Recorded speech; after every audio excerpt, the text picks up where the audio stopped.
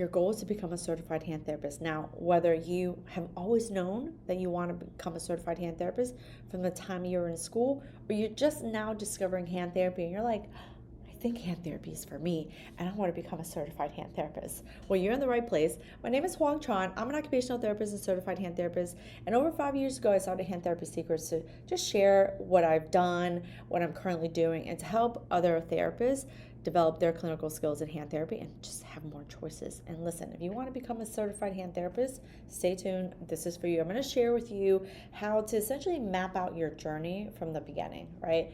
Number one, you have to get the job in the years. The years are going to pass you by regardless of whether you do anything or not. So this is for the girlies and the guys who have been a therapist for a long time and now you want to become a certified hand therapist. It's okay. It does not matter how many years you've been an OT, a PT, or whatever.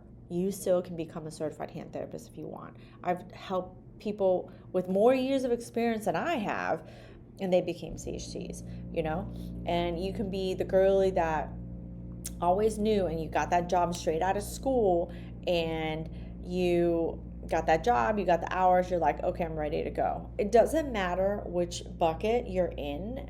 Either way, it's possible for you. The years are going to pass you regardless. And so what you want to do is you got the years, right? It's super easy. It's the hours that you need.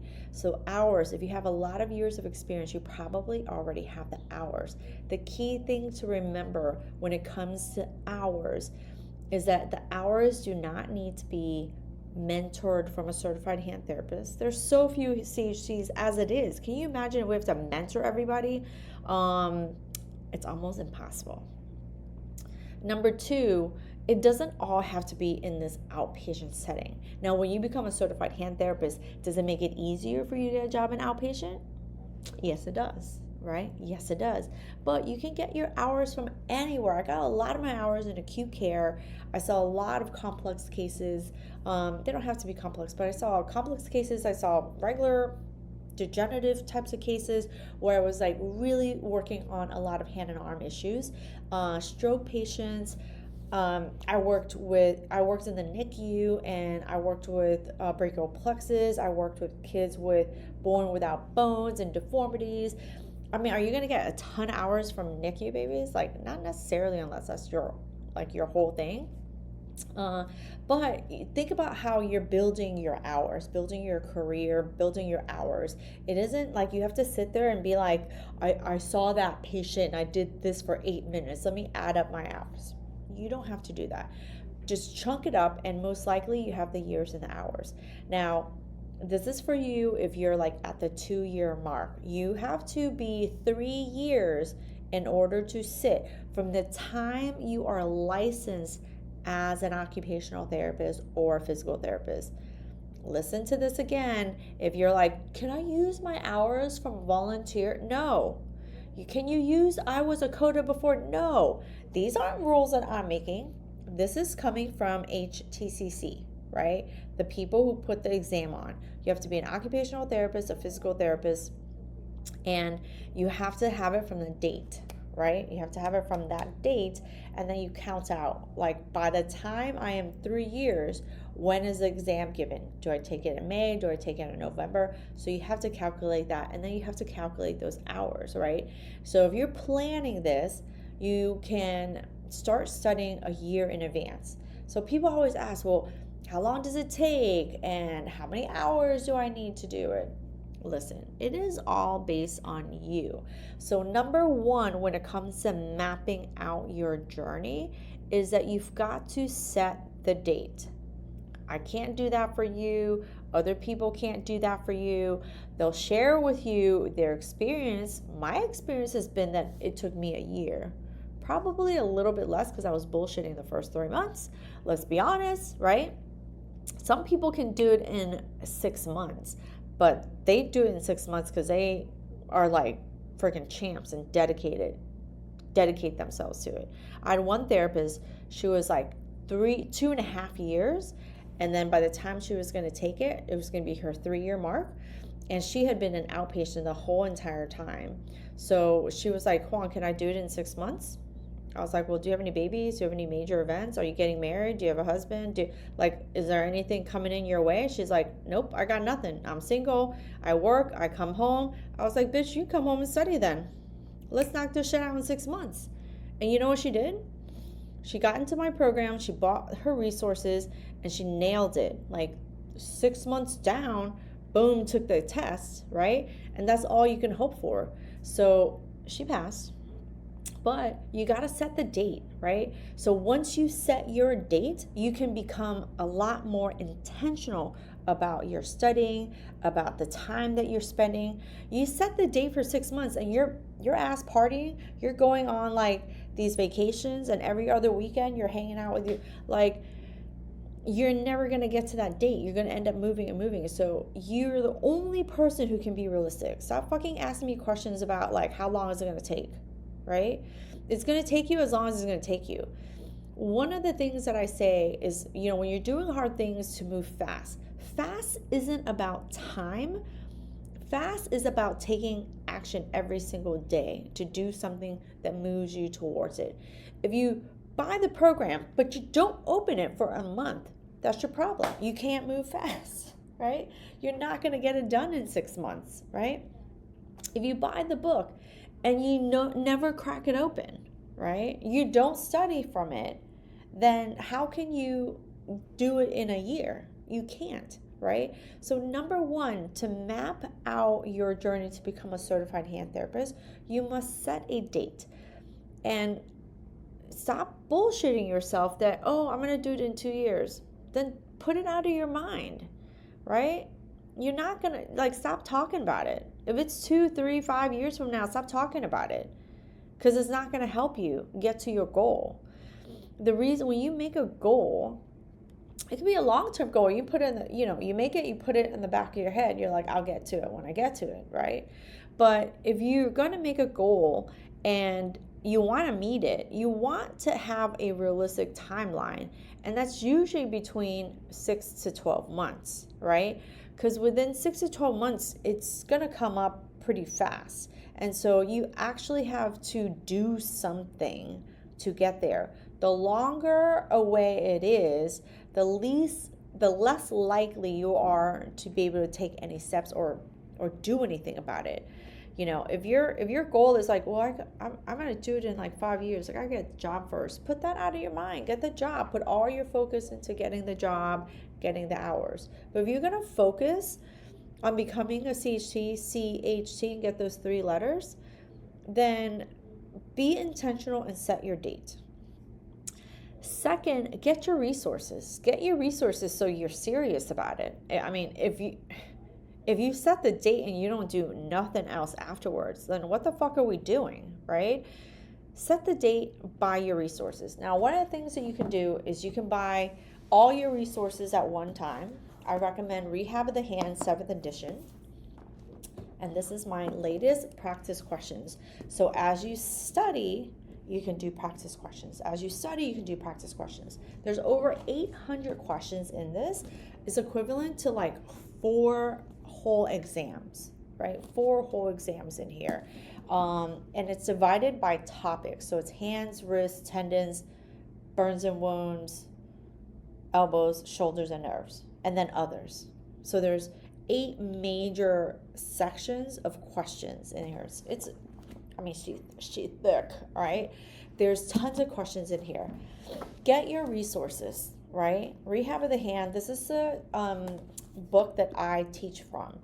This has pretty much has all the information that you need. The Hand Therapy Commission has a whole list of books, but this is the main book that is used and is taught from. And I think there are other resources kind of just mimic or confirm a lot of the information, right? So if you're gonna pick one topic, I really do believe that Rehab of the Hand has a majority of the topics in the depth that you need to know it. I think that other resources, like the ASHTA book, has outlines and they have some descriptions and stuff like that. But what happens is if they don't have enough information, you're going to Rehab of the Hand. If you buy an anatomy book, is not going to have enough information. So you can end up going back to the rehab of the hand, right? So you can buy your resources all at one time, or you can buy them one at a time as you need it, right? So it just kind of helps you to, make sure you're sticking to your goal. Okay, let me get started with rehab of the hand, right? That's what I recommend.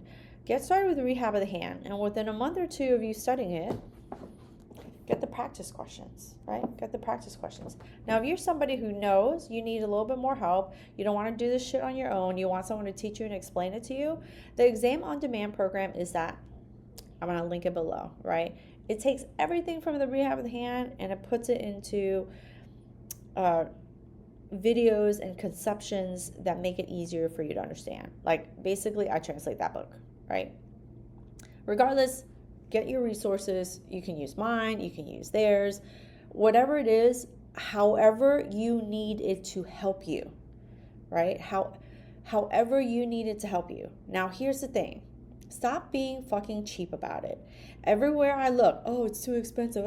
This is less than 1% of what you would spend now to focus and to serve you so that you have an opportunity to make more money later, right? So yes, you got to spend a little bit to invest in yourself so that you can have more choices in your career. When you went to OT school or PT school, you spent a shit ton of money and became a therapist so you can enter the game to play. Now, most therapists are making real good money. I know people, like it's not good. You're making good money, right? Let's be honest. A lot of people are close to six figures, over six figures, depending on where you live, right? It's good money. I'm not saying we're millionaires, right? We're spending a little too much here. But I'm going to speak for myself. We're spending a little too much here, right? But our careers give us an opportunity to work in a very particular way and to earn a living. And when you think about it, take your salary. What is 1% of your salary? It is going to be a lot more than the amount that you'll pay to advance your career. And when you become a certified hand therapist, you will have the opportunity to make more. So when people are like, what's the rate of return? If you can make 20% more a year working in the area that you want, having more expertise and more security in your role, in your career, what is the 1% that you're paying to study, invest in yourself, pay for the test to become a certified hand therapist? Like, it's not just about CEUs. You have to have a lot more long-term thinking. This gives you long-term career status, stability, and earning potential. Like, people, stop being so fucking cheap. I can't take it sometimes. I'm sorry, I'm going off a little bit. All right, it's okay. This is how I would talk when my therapist comes and it's like, oh, what should I do? Okay, well, here's the thing. You can do what you need to do now, or you can sit 10 years, 20 years from now bitching about how nobody respects you and you can't make any money and everyone wants, XYZ for you to do more shit, Like, you're just going to have more choices when you have clinical skills and you're specialized. You can pick what to do. You can start your own fucking business if you don't like what people are telling you what to do. Hey, that's what I did, right? Another day. Set your date. Get your resources and schedule out your studying. Be serious about it. There's nothing that irks me more than people saying, I want to become a certified hand therapist, and then don't fucking do anything, right? This happened when my therapist was working with me. She was wanting to become a certified hand therapist. I was like, listen, as a boss, I don't take any bullshit. I'm not going to hire you and you say to me, I want to become a certified hand therapist, and me pouring into you for you to sit there and not do fucking shit, right? Someone came in and was like, I want to become a certified hand therapist. I'm like, great, And so my therapist, as wonderfully nice as she is, she's like, I'm going to help her. Dragging her, saying it for 5 years, got the job saying she's going to become a CHT and wasn't doing anything to become a CHT. Nothing. I'm not talking shit. This is what the therapist told me. She was like, well, but I haven't really done anything. And, it's because I have this and I have that. they're all, at the end of the day, I understand that, she's like, these are my reasons. To me, those are excuses. If you don't want to become a CHT, just don't say you want to, right? Don't say it for my benefit. I could give two shits if you're going to become a CHT or not, right? I told my therapist, stop dragging her along, because she's gonna slow you down. You have this goal, you have set your date, and you want to partner up with someone who, oh, we're gonna study together and we're gonna hold each other up and whatever. If they're not serious, they will drag you down, right? So, schedule out your time, be very intentional about it, and be intentional about who you're hanging out with when you're studying. In this time period, you can still be friends with that person just later, right? Still be friends with her. You have to like narrow down your focus. When I was writing this book, I was like, let me focus on this thing so I can get it done in the time. I set my date. I wanted it out by a certain time, and I set my date, got my resources together, right? Invested in myself, and I scheduled out to write this. The process is essentially the same for you when you're studying to become a certified hand therapist. It is not any different. You just have to be very intentional about it. And if you have gotten to the end of this video, please let me know, has this been helpful? I know sometimes I sound really harsh, but I sound really harsh is because I'm trying to give people a freaking kick in the ass that they need to be able to do the thing that they say that they want to do, right? So if this is what you want, let me know. Is this helpful?